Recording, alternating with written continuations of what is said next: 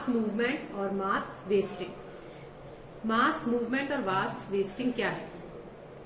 Mass movement involve the movement of material such as soil, rock, mud और snow down a slope under the influence of gravity. Mass movement कहा जाता है इनको। Mass movement is a detachment and down slope transport of soil and rock material under the influence of gravity. बहुत बड़े, जिसे हम भूस्खलन भी हिंदी में कहते हैं, बहुत बड़े खंडों का, बहुत बड़े मटेरियल का एक तादाद में गिरना, डिटैच हो जाना, या तो किसी सॉइल का, रॉक का, मड और स्नो, जब ये नीचे ग्रेविटी की तरफ गिरती हैं, इसे मास मूवमेंट कहा जाता है। वो अपनी ओरिजिनल प्लेस से हटकर, गिरकर और बहुत ही बड़े तादाद में जब गिरती हैं, बहुत ही अधिक संख्या में जब गिरती हैं, तो इसे कहा जाता है मास मूवमेंट और मास वेस्टिंग। या वो स्लाइड हो रहे हैं, ब्लॉक में गिर रहे हैं, किस प्रकार से ये गिर रही हैं, डिब्रिस गिर रही है, लेकिन इनके ट्रांसपोर्ट का मीडियम क्या होना चाहिए? सॉइल हो सकता है, water, wind, vent, ice and lava is also involve in this. Classification of mass movement. इस मास मूवमेंट को और हम वाइडली देखेंगे। A wide range of variation in term of rate, direction and type of movement is noted in the mass movement in different places having varying environmental condition. Direction के base पर mass movement में vertical, lateral and diagonal तीन प्रकार के direction, किस दिशा में mass movement हो रहा है रॉक वेस्ट का, उसको हमने तीन प्रकार से क्लासिफाई किया। वर्टिकल मूवमेंट रॉक फॉल का होता है, कोलैप्स ऑफ अर्थफॉल। कोलैप्स ऑफ अर्थफॉल का अर्थ है रूफ ऑफ अंडरग्राउंड केव और कैविटीज का गिरना। लेटरल ब्लॉक स्लाइड्स जो हो रही हैं, स्प्रेड या टैम्बरिंग हो रही है, ये लेटरल मास मूवमेंट है। डायगोनल होता है soil creep, rock creep, talus creep, rearrangement of scree और down slope movement, rock slide, debris slide, slump, इन सब के समझा के लिख रखा है हमने। और डिब्रिस और मड फ्लो, इन सब का मूवमेंट डायगोनल्स अगर टाइप से होगा, ये देखिए, तो इसे स्लम्प, ये स्लम्प कहा जाएगा, डिब्रिस कहा जाएगा, रॉक फॉल कहा जाएगा, मड फ्लो कहा जाएगा, अर्थ फ्लो कहा जाएगा। इनको कहा जाता है एक बड़े अमाउंट में, मात्रा में गिरना।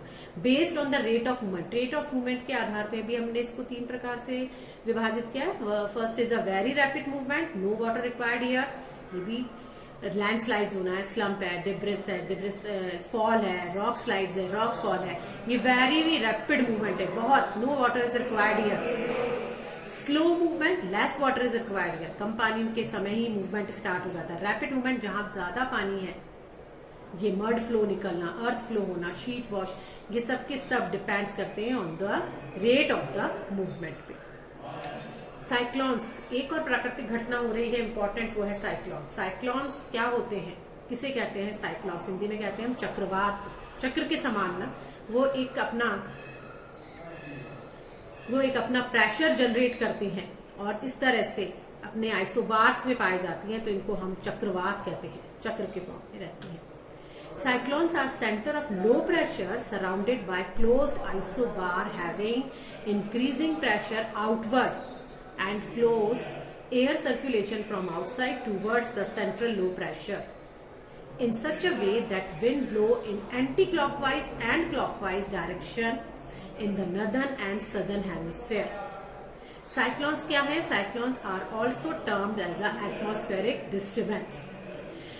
ये देखे गए सर्कुलर इपिकल्स वी शेप के, mostly but broadly we are divided cyclone in two type, temperate cyclone और ट्रॉपिकल साइक्लोन। टेम्परेट साइक्लोन्स क्या होते हैं? It is also called extra tropical cyclone और wave cyclone are atmospheric disturbance having low pressure in the centre and increasing pressure outward. ये cyclones मिलते हैं wavy polar front या wave cyclone भी इनको हम कहा जाता है। There is a 3 category. Temperate cyclone तीन प्रकार से होते हैं, dynamic cyclone, thermal cyclone, secondary cyclone. Tropical cyclone, tropical cyclones develop in the region having line between the tropic of cancer and tropic of capricorn. इनको tropical कहा जाता है। इनके बीच में आने वाले जितने भी साइक्लोन्स पड़ते हैं, ये साइक्लोन्स जो होते हैं It may be point out the tropical cyclone are so varied in size, weather condition and their general characteristics that no two cyclones are identical, or therefore it becomes a very difficult to classify them into a certain category. Generally we are divided into 4. This type of cyclone is the tropical cyclones. Next, flood means overflowing of water onto land that is normally dry. Flood heavy rains के कारण आ रहा है, flood ocean waves के कारण आ रहा है, या snow melt के कारण आ रहा है. बहुत 8 common causes which are the responsible for the flooding. Overflow हो जाना पानी का, heavy rains, overflowing rivers, broken dams, urban drainage basin, strong floods and tsunamis, lack of vegetation, melting snow and ice.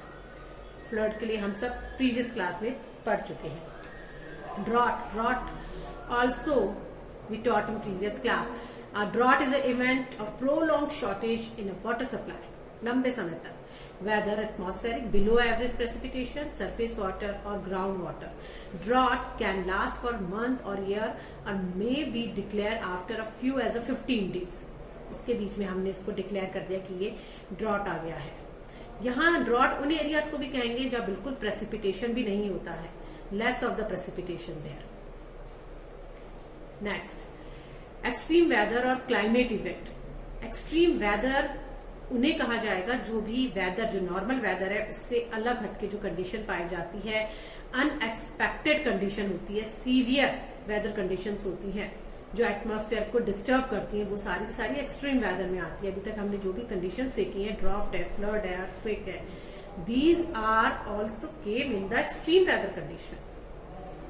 Environment को extremely जो खराब कर रही है या प्रभावित कर रही है. Next, vulnerability is a term. What is a vulnerability? Vulnerability क्या है? द क्वालिटी और state of being exposed to a possibility of being attacked or harmed either physically or emotionally.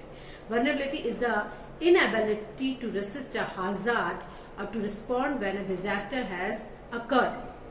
Vulnerability एक असुरक्षा का भाव है. Vulnerability एक ऐसी कंडीशन है जब हमारे होने वाले हैजार्ड्स को, होने वाले डिजास्टर्स को हम किसी कारण से रोक नहीं पा रहे हैं. क्या रीजन है? प्लेन्स में रहने वाले जो लोग हो रहे हैं वो फ्लड को नहीं रोक पा रहे हैं. क्या रीजन है? उसके अलावा दूसरी पॉवर्टी, हंगर जैसी समस्याएं, लो लेवल ऑफ एजुकेशन और जो डिसएडवांटेजेस हैं ये हम देख पा रहे हैं. Vulnerability divided in 4 category: physical, social, economical and attitudinal. हमारे आसपास ज्योग्राफिकली रीजन्स में, डिजास्टर्स में, फिजिकली कहेंगे हम, अगर हम कोस्टल एरियाज में रह रहे हैं वहां कौन से ऐसे डिजास्टर्स आ सकते हैं जिनको हम नहीं रोक पा रहे हैं. अगर हिली एरियाज में रह रहे हैं तो वहां की फिजिकल कंडीशन से, इकोनॉमिक कंडीशन से रोकने के लिए क्या इनकम सोर्सेज हैं. सोशली अगर हम वल्नरेबल देखें तो कम्युनिटी लेवल पे, सोसाइटी लेवल पे ही हम कितना उसको रोक पा रहे हैं, या रिलीजियस बेसिस पे, कल्चर, रिलीजियस ट्रेडिशन, ये फैक्टर्स भी हमें अफेक्ट करते हैं. Attitudinal vulnerability, a community which has a negative attitude towards change and lack initiative in life resulting becomes more and more dependent to external support. That is attitudinal vulnerability.